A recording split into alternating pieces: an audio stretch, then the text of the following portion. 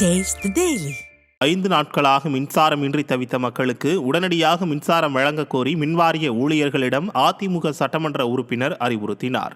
பெஞ்சல் புயல் காரணமாக மாரிப்புத்தூரில் மின்கம்பங்கள் உடைந்து ஆபத்தான நிலையில் உள்ளதுடன் 5 நாட்களாக மின்சாரமின்றி மக்கள் தவித்தனர். தகவல் அறிந்த மதுராந்தகம் சட்டமன்ற உறுப்பினர் மரகதம் குமரவேல், தெற்கு ஒன்றிய கழக செயலாளர் முதுகரை கார்த்திகேயன், அதிமுக ஒன்றிய கவுன்சிலர் சங்கர் ஆகியோருடன் அப்பகுதியில் நேரில் ஆய்வு செய்து உடைந்த மின்கம்பங்களை விரைந்து சரி செய்து மின்சாரம் வழங்க மின்துறையினருக்கு அறிவுறுத்தினார்.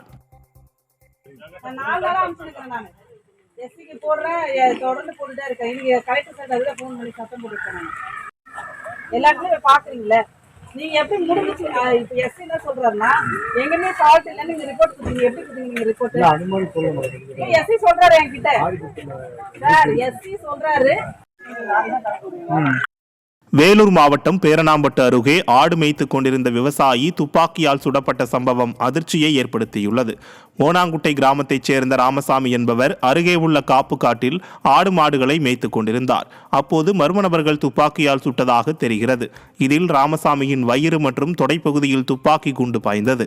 அலறல் சத்தம் கேட்டு வந்த அக்கம்பக்கத்தினர் அவரை மீட்டு பேரணாம்பட்டு அரசு மருத்துவமனையில் சிகிச்சைக்காக அனுமதித்தனர். தமிழகத்தில் இதுவரை இல்லாத துப்பாக்கி கலாச்சாரம் திறனற்ற ஸ்டாலின் ஆட்சியில் தலைதூக்கியுள்ளதாக மக்கள் குற்றம் சாட்டுகின்றனர். கன்னியாகுமரி மாவட்டம் தர்மபுரம் ஊராட்சி காற்றாடித்தட்டு முத்தாரம்மன் கோவில் முன்பு புதிய கலையரங்கம் கட்டுவதற்கான கட்டுமான பணிக்கு முன்னாள் அமைச்சரும் எம்எல்ஏவுமான தளவாய் சுந்தரம் அடிக்கல் நாட்டினார். இதேபோல் பால் கிணற்றான் விளை முத்தாரம்மன் திருக்கோவில் அருகே பல்நோக்கு கட்டடத்தின் கட்டுமான பணிக்கும் அவர் அடிக்கல் நாட்டினார்.